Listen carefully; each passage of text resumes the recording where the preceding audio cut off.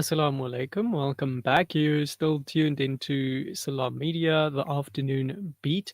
My name is Jadwid, and I think after quite an intense discussion on the G20 earlier on, we now shift our focus to something much lighter, and that, of course, Ramadan traditions in Ramadan.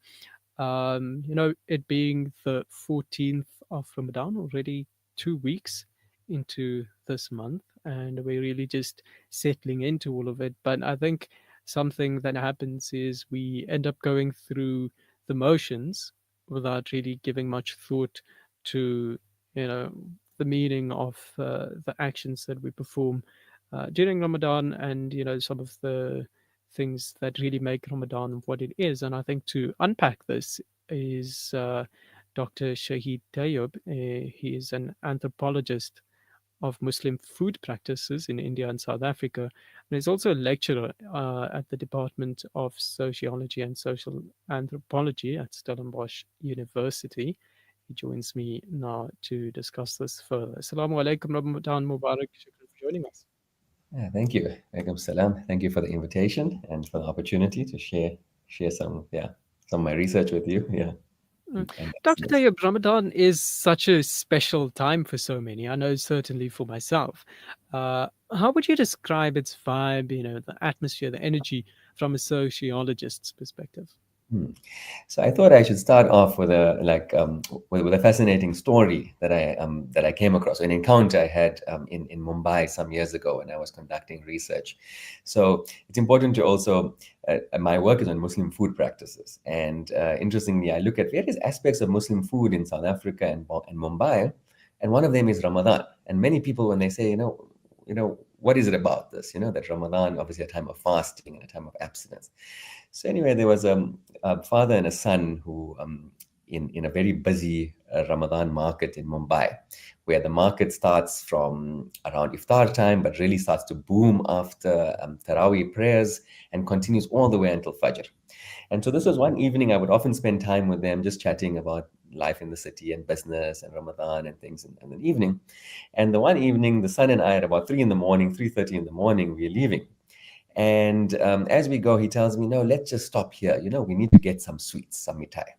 So I just comment to him, oh, you eat, sweets for sehri as well. And he's like, for suhoor. And he's like, yeah, of course, this is Ramadan. And then he gave me a statement. He was like, Ramadan is a huge barakah. And I mean, he said it in Hindi, of course, but he said, Ramadan is a huge barakah. And I let him continue. And he said, it's a barakah for everything. It's a barakah for people, how they meet each other and talk.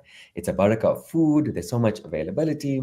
It's a barakah of money also, he says. It's our time of business in this market where we make money. And then, of course, it's a barakah full of prayer and sawab and reflection. And conducting this research is something that, always stayed with me because we obviously know we come from communities. I mean, Cape Town, Africa, where there's a lot of food, there's a lot of sharing. We have these practices of, exchanging plates with each other around iftar time. Practices sometimes don't always continue as societies change and patterns of life change. And we know, of course, it's a time of prayer and a time of the beautiful Taraweeh recitations and a time of reflection. So I think that's something quite special to hold all of this together. Sometimes there's criticism, that maybe people eat too much or, too much fun or too many other things. But I found that doing this research and this young man sharing this with me, it's quite interesting to think about, that there are multiple ways in which the barakah of Ramadan are actually expressed, at this time. I mean, this could be my stomach talking, but this aspect of food is something that it's quite central to the Ramadan experience.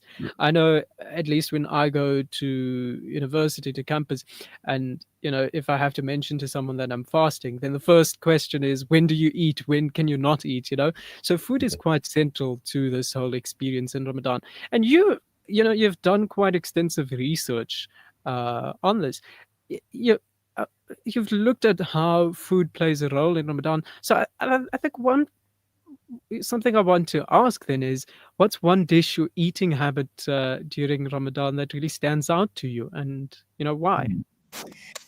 Oh, wow. I don't think there can be one, right? Because different places have different kinds of, practices. In Cape Town, I'm thinking of the pancakes with the coconut, a very particular delicacy made with some spices and things. Up in Durban, where my mother and them are from, the halim, which is such a important component of both mosque iftars, where families and individuals, you know, buy halim from particular places, donate it to the mosque, to donate it for people to eat, but also share. In India, it was very interesting. In Mumbai, fruit is a very important component. The streets are lined just before iftar, for around 1 hour before iftar. The streets are lined with stalls with cut fruit, and people go around buying, different types of fruit to share with each other. And then, of course, our fried goods, from the dalchis and bhajiyas to samosas and pies, which are probably also an interesting innovation in South Africa, where we take puff pastry and fill it with other kinds of ingredients. So yeah, I think it's partly it's a time when people want to there are hadith which advise one to feed a fasting person. There is good in making food, in giving food to others. And so I think around the world one sees that there are very particular kinds of food traditions that have become, over time become popular. And a lot of it is actually the sharing of it, right? The eating together, the opening of your plate to somebody, who's with you. Yeah, which is quite important. So I think we must remember it's not only the food itself, it's also this act of, of inviting people. When one is when it's making the iftar or the buka in a mosque, people will reach from their plate and hand you a date. They will give you something. It's quite a common occurrence, when you sit around the table. And those small acts of giving and receiving are at least what I find, really important around food. And of course, we also give and receive not food, right? We give our time to prayer, we give our time to recite the Quran. So there's a lot of giving and receiving in various ways, both with each other and with, yeah, and in terms of our piety and our reflection. But which one of those is your favorite? You've given quite a list of different Okay, okay, practices and okay. traditions. Then I must admit, one of my favorites, and my grandmother will know this, is the Halim from Stanger. So my mother and my Mm. grandmother from Stanger. That's a small town north of Durban, and there's a place called Bismillah. Now it's run by Akram. His father used to run this place. They make Halim on a deg, on a fire. They cook the lamb and the spices and the dals and barley and things. He cooks it for up to 10 to 12 hours, so he doesn't take any shortcuts. And it's a real institution in Stanger itself, around Durban, but even in other places. So this is something which my aunt, they just sent us a nice parcel of 10 kilos of halim from Durban. So that's one of my particular favorites. Yeah. Mm. I mean, I haven't really taken a liking to Halim, and that might be strange because I was raised in Durban, so you would assume that, Mm. Halim is something that's quite readily available during Ramadan. I think like every masjid you go to, you find Yes. Halim in the supply is very good there. Yeah. Um, but yeah, when we open our fast. I think this is something like you just mentioned how there's a variety of ways people relate to food. There's different dishes that people savor in different parts of the world.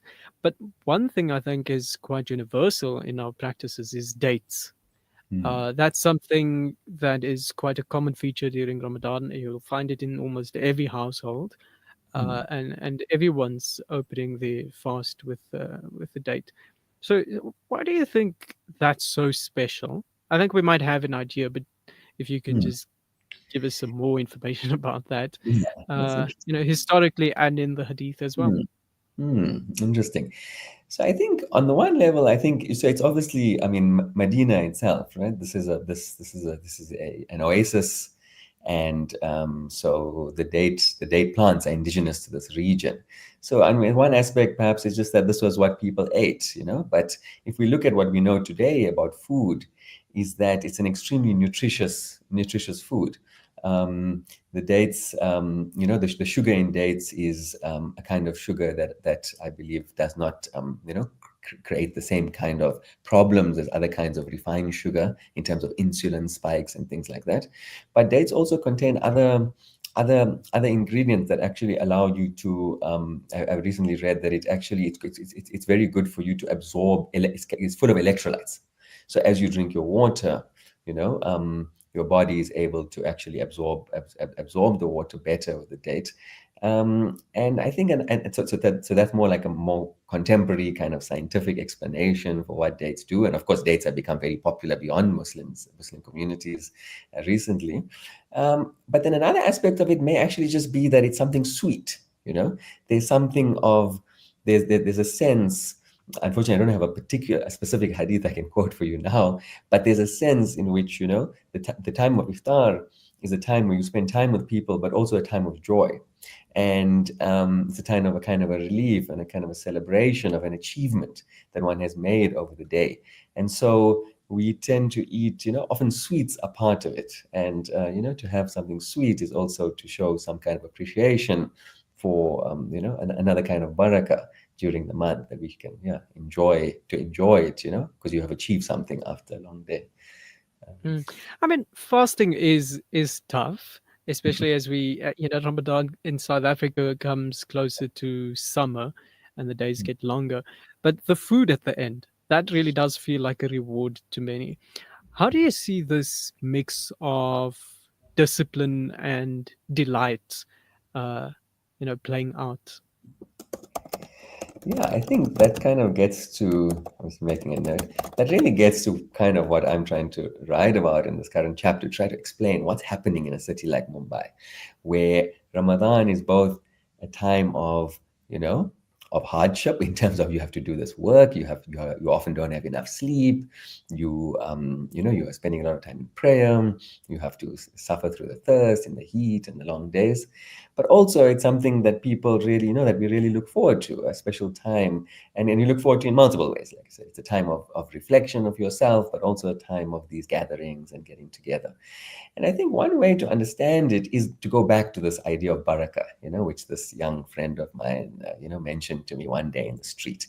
And there's this idea that, Ramadan, as in Islam, we understand it as a, as a time, that's full of barakah, but also a time that comes and that leaves us.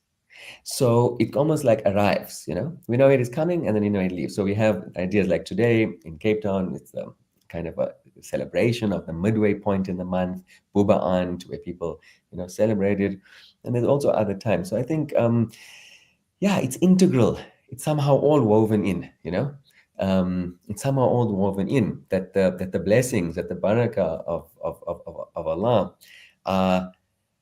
are both, the things that we do in terms of ourself and our character development, that gives us the strength to do them, but the barakah also in the world, in the foods that we make, in the time that we spend together, and in the giving and receiving that we do with each other, which also increases our barakah. So there's, the tradition says that you should not eat iftar alone. If you cannot, if you can, if you are able to, you should share your food with other people.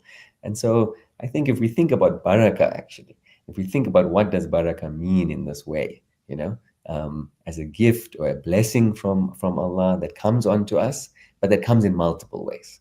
It comes both through the possibility for us to reflect on ourselves and become better people, but it also comes through the material gifts that Allah bestows upon us. And one of the very important ones is food, as something that is a kind of it is a permissible form of enjoyment.